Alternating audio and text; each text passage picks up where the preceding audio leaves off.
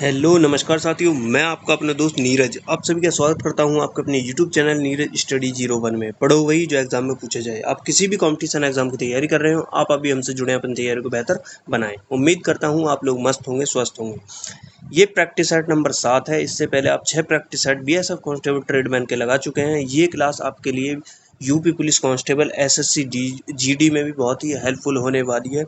UP GK के हम अलग से आपके लिए प्रैक्टिस सेट करा रहे हैं, वो प्रैक्टिस सेट भी आप जरूर लगाएं। इन प्रैक्टिस सेट को लगाने से आपकी तैयारी बेहतर होगी। ऐसे ही और प्रैक्टिस सेट लगाने के लिए अभी हमारी प्ले लिस्ट में जाए, वहाँ सारे सब्जेक्ट की मैंने प्ले लिस्ट बना रखी है, वो प्रैक्टिस सेट जरूर लगाएं। बीएसएफ कांस्टेबल ट्रेडमैन को ध्यान में रखते हुए आपके लिए मोस्ट इंपॉर्टेंट क्वेश्चन जो है वो लाए जा रहे हैं। सारे ही क्वेश्चन बहुत ही सिलेक्टेड हैं, वही क्वेश्चन लिए गए हैं जो बार बार एग्जाम में पूछे जा रहे हैं, बार बार एग्जाम में रिपीट होते हैं। आइए पहले जीके के क्वेश्चन है वो कर लेते हैं। क्वेश्चन नंबर 1, किसी भी राज्य में संवैधानिक तंत्र विफल होने पर भारतीय संविधान के किस अनुच्छेद के अंतर्गत उस राज्य में राष्ट्रपति शासन लाया जा सकता है? किस मतलब उस जो राज्य में राष्ट्रपति शासन लगाया जाता है किस अनुच्छेद के अंतर्गत? अनुच्छेद 352, अनुच्छेद 112, अनुच्छेद 356, अनुच्छेद 376। तो ये लगाया जाता है अनुच्छेद 356 के अंतर्गत। किसी भी राज्य में राष्ट्रपति शासन जो लगाया जाता है वो लगाया जाता है अनुच्छेद 356 के तहत। नेक्स्ट, प्रसिद्ध विजय विट्ठल मंदिर जिसके 56 तद्धित स्तंभ से संगीतम स्वर निकलते हैं, कहाँ स्थित है? कर्नाटक में, तमिलनाडु में, उड़ीसा में, मध्य प्रदेश में? तो ये जो है ये तमिलनाडु में स्थित है प्रसिद्ध विजय विट्ठल मंदिर। नेक्स्ट, किस संविधान संशोधन के द्वारा 6 से 14 वर्ष के बच्चों के लिए शिक्षा के अधिकार को मूल अधिकार के रूप में मान्यता दी गई? 42वें संविधान संशोधन, 44वें संविधान संशोधन, 73वें संविधान संशोधन, 86वें संविधान संशोधन। तो ये जो 11 से 14 वर्ष के बच्चों के लिए शिक्षा के अधिकार को किस मूल अधिकार के रूप में मान्यता प्राप्त हुई थी, किस संविधान संशोधन से? वो हुई थी 86वें संविधान संशोधन। नेक्स्ट, पृथ्वी के नजदीक वायुमंडल की सबसे निचली परत को क्या कहते हैं? क्षोभ मंडल, समताप मंडल, बाह्य मंडल, तापमंडल। तो पृथ्वी के नजदीक वायुमंडल की सबसे निचली परत जो है उसको जो कहा जाता है वो कहा जाता है क्षोभ मंडल। नेक्स्ट, राष्ट्रीय ग्रामीण रोजगार गारंटी अधिनियम कब पारित हुआ? 2000 में, 2005 में, 2006 में, 2014 में? तो ये कब पारित हुआ था? ये हुआ था 2005 में, रोजगार गारंटी अधिनियम। नेक्स्ट, बच्चों में सूखा रोग तथा वयस्कों में ओस्टियोपोरोसिस रोग किस विटामिन की कमी के कारण होता है? Vitamin A, vitamin B, vitamin C या विटामिन डी? तो ये जो होता है सूखा रोग, ये होता है विटामिन डी की कमी के कारण, जो हमें सूर्य से प्राप्त होती है। नेक्स्ट, हमारे भारत के मूल संविधान में कुल कितनी भाषाएं हैं? 10, 14, 18, 22। तो हमारे भारत के मूल संविधान में कुल कितनी भाषाएं? वो हैं 22 भाषाएं। नेक्स्ट, कंचनजंगा पर्वत शिखर किस भारतीय राज्य में स्थित है? मेघालय में, नागालैंड में, सिक्किम में, अरुणाचल प्रदेश में? कंचनजंगा जो पर्वत है वो कहाँ है? वो है सिक्किम में स्थित है। नेक्स्ट, भारत का पहला मुस्लिम शासक कौन था जिसने हिंदुओं से जजिया कर ना लेने का आदेश दिया था? अलाउद्दीन, हसन, बहमन शाह, दाऊद प्रथम, सम्राट अकबर या औरंगजेब? तो कौन सा जिसने हिंदुओं से जजिया कर हटाया? वो कौन था जिसने मतलब जजिया कर हटाया था, ना लेने का आदेश दिया था? वो था अलाउद्दीन हसन बहमन शाह। नेक्स्ट, किस महान धर्मात्मा को एशिया की ज्योति लाइट ऑफ एशिया के रूप में जाना जाता है? महावीर जैन, महात्मा बुद्ध, ऋषभदेव, सम्राट अशोक? लाइट ऑफ एशिया के रूप में किसे जाना जाता है? वो जाना जाता है महात्मा बुद्ध को। आइए देख लेते हैं अब रीजनिंग के क्वेश्चन। यदि परसों बृहस्पतिवार था तो कल के 4 दिन बाद कौन सा दिन होगा? आइए देख लेते हैं। यदि परसों बृहस्पतिवार था, हम सबसे पहले क्या करेंगे? सबसे पहले लिखेंगे हम आज। ठीक है। अब परसों, ये हो गया कल, ये हो गया परसों, ये क्या था, ये था बृहस्पतिवार, ये हो जाएगा शुक्रवार, और आज हो जाएगा, ये हो जाएगा शनिवार। अब आगे चलते हैं। तो कल के 4 दिन बाद, ये आज हो गया, यहाँ कल, और 1 2 3 4, 4 दिन बाद शनिवार, इतवार, सोमवार, मंगलवार, बुधवार, बृहस्पतिवार। तो कौन सा हो जाएगा, ये हो जाएगा ऑप्शन नंबर बी, बृहस्पतिवार। यदि परसों बृहस्पतिवार था तो कल के 4 दिन बाद कौन सा दिन हो जाएगा, वो हो जाएगा हमारा बृहस्पतिवार। नेक्स्ट, एक कोड भाषा में ब्लेंड को ये लिखा जाता है तो विनर को क्या लिखा जाएगा, आइए देख लेते हैं।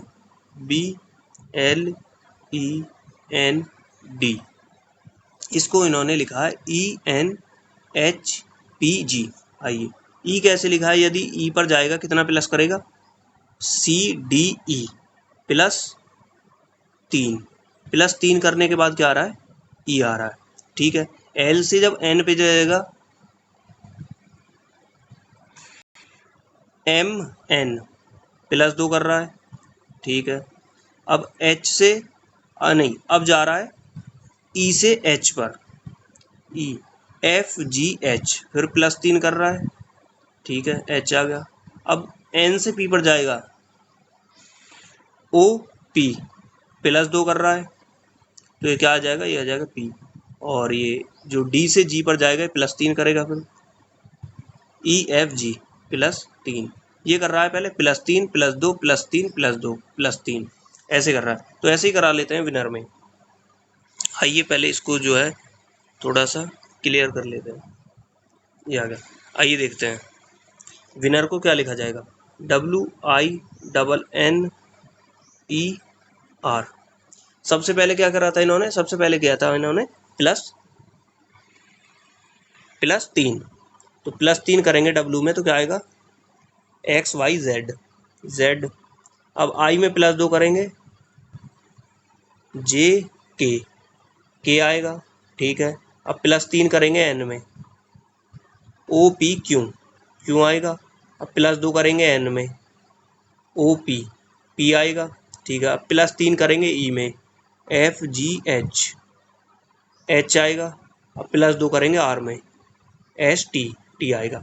ZKQPHT, ZKQPHT, option number A इसका राइट आंसर हो जाएगा। नेक्स्ट, निम्नलिखित शब्दों को तार्किक और सार्थक क्रम में व्यवस्थित कीजिए। बंदर, हाथी, चूहा, मक्खी, शेर। इनको जो है हम इस तरीके से लिखेंगे, पहले लिखेंगे सबसे छोटा, फिर बड़ा, फिर उससे बड़ा, फिर उससे बड़ा।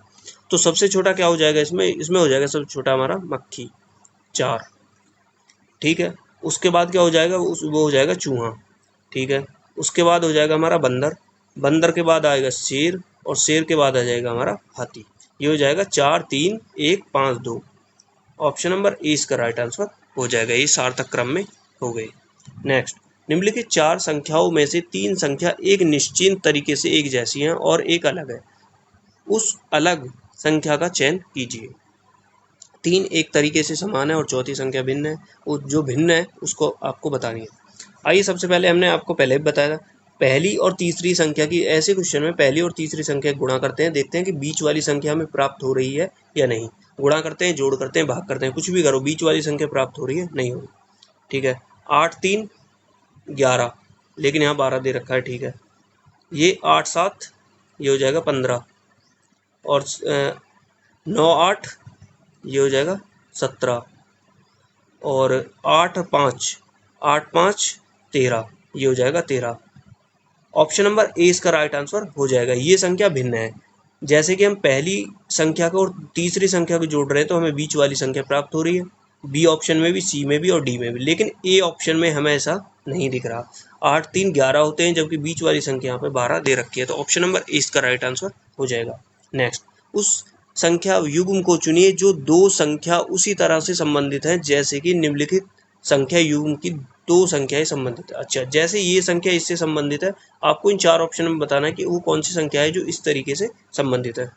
तो आइए सबसे पहले क्या करते हैं, 7 का भाग कर लेते हैं सबसे पहले, सीधा सीधा।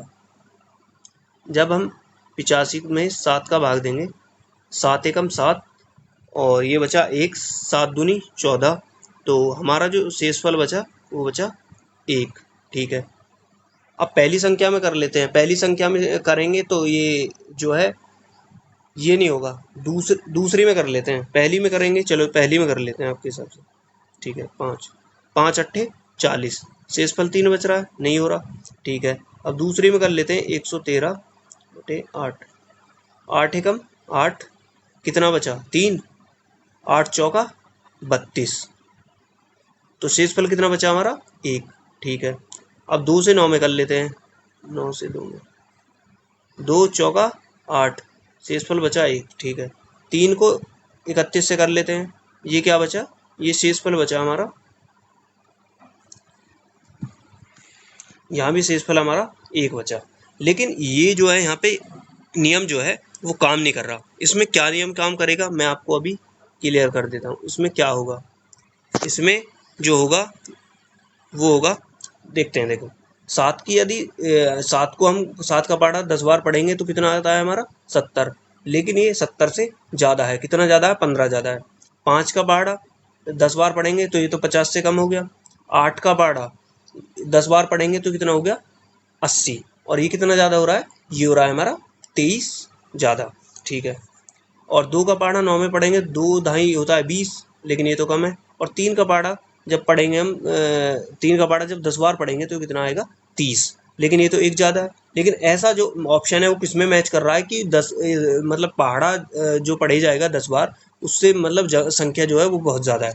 जैसे 7 का पहाड़ा 85 में 7 का पहाड़ा पढ़ेंगे हम 10 बार, 7 ढाई 70, तो ये 15 ज़्यादा है। तो उसी तरीके से 8 का पहाड़ा जब पढ़ेंगे हम तो 10 बार, तो 8 ढाई 80, लेकिन यहाँ 23 ज़्यादा है। तो ऑप्शन नंबर 20 का मैच खाता है कि बी जो है ऑप्शन है इसकी तरह मैच कर रहा है। नेक्स्ट, निम्नलिखित, अच्छा ये आगे हमारे हिंदी के क्वेश्चन। निम्नलिखित में से कौन सा शब्द पुल्लिंग है, दीपक, दीमक, रात, वर्षा, विदुर। आपको बताना है कि इसमें से कौन सा है जो पुल्लिंग है। तो पुल्लिंग कौन सा हो जाएगा, इसमें जो हो जाएगा पुल्लिंग हो जाएगा वो हो जाएगा विदुर। दीपक, दीमक लग रही है, रात हो रही है, वर्षा हो रही है, विदुर ये एक अलग है। जबकि ये तीनों जो हैं ये क्या हो जाएंगे, ये हो जाएंगे स्त्रीलिंग। जिस वाक्य में 2 या 2 से अधिक स्वतंत्र उपवाक्य हों और योजक द्वारा जोड़े गए हों उसे क्या कहा जाता है, उपवाक्य, मिश्रित वाक्य, संयुक्त वाक्य, सरल वाक्य। तो उस वाक्य को जो कहा जाता है वो कहा जाता है हमारा संयुक्त वाक्य। नेक्स्ट, बोली का क्षेत्र जब थोड़ा विकसित हो जाता है और उसमें साहित्य की रचना होने पर वह क्या बन जाता है, ब्रजभाषा, उपभाषा, लिपि, क्षेत्रीय रूप। तो क्या बन जाता है, वो बन जाता है हमारा उपभाषा। नेक्स्ट, जिस ध्वनियों की गणना न स्वर में की जाती है और ना ही व्यंजन में उसे कहते हैं आगत, उष्मीय, अंतस्त्य, अयोगवाह। तो उसे क्या कहते हैं, जो स्वर और ध्वनि दोनों में ही जो उसकी गणना नहीं की जाती उसे कहा जाता है, वो कहा जाता है अयोगवाह शब्द। नेक्स्ट, स्वर तंत्रिका स्वर तंत्रियों के आधार पर व्यंजनों को कितने वर्गों में बांटा गया है, 1 2 3 4। तो कितने वर्गों में जो है वो बांटा गया है, वो बांटा गया है 2 वर्गों में। नेक्स्ट, भाववाचक संज्ञा कितने प्रकार के शब्दों से बनती है, 4 प्रकार के, 3 प्रकार के, 5 प्रकार के, 6 प्रकार के। भाववाचक जो संज्ञा है वो बनती है हमारी 5 प्रकार के शब्दों से। नेक्स्ट, वर्णमाला में स्वर व्यंजनों की संख्या है 25, 33, 20, 35। वर्णमाला में जो स्पर्श व्यंजनों की संख्या है वो आपको बतानी है, वो संख्या कितनी है, वो है 25। नेक्स्ट, स्वर छोटी ए बड़ी ए का उच्चारण स्थान कौन सा है, कंठस्थ्य, दंतोष्ट्य, कंठतालव्य, ओष्ट्य। तो इसका जो उच्चारण है वो है कंठ तालव्य। नेक्स्ट, किस स्वर के उच्चारण में दीर्घ स्वर से सभी अवधि समय लगता है, मतलब किस स्वर के उच्चारण में दीर्घ स्वर से भी अधिक समय लगता है, अनुस्वर, अनुनासिक, हास्य, लुप्त। वो कौन से शब्द हैं जिसमें दीर्घ स्वर से भी अधिक समय लगता है, तो वो शब्द हो जाएंगे हमारे ऑप्शन नंबर डी, विलुप्त शब्द। नेक्स्ट, किस व्यंजन का उच्चारण स्थान तालव्य है, ग, झ, न, मैं। किस व्यंजन का उच्चारण स्थान जो है वो तालव्य है। आपको बोलने से ही इसका पता चलेगा कि वो कौन सा व्यंजन है, या तो आपको याद करने पड़ेंगे या बोलने से भी पता चल जाता है कौन सा है। तालव्य जो तालु से टकरा रहा है वो आ रहा है जय। जय झंडा जो है हमारा वो हो जाएगा इसका right answer, option number B. तो आपने बीएसएफ कांस्टेबल ट्रेडमैन का प्रैक्टिस सेट लगाया जिसमें हमारे हिंदी, जीके, रीजनिंग तीनों के क्वेश्चन थे। तो आप हमें कमेंट करके ज़रूर बताइए कि आप इनमें से कितने क्वेश्चन सही कर पाए, आपको टेस्ट कैसा लगा। अब लास्ट में बोलूँगा वीडियो को लाइक कर दीजिए, शेयर कर दीजिए। आप शेयर नहीं करते, और जैसे रील्स को आप शेयर करते हैं ऐसे ही यदि इस वीडियो को शेयर कर लेंगे तो पता नहीं आपका क्या लग जाएगा। आप वीडियो को लाइक कर दीजिए, शेयर कर दीजिए, चैनल को सब्सक्राइब कर लीजिए।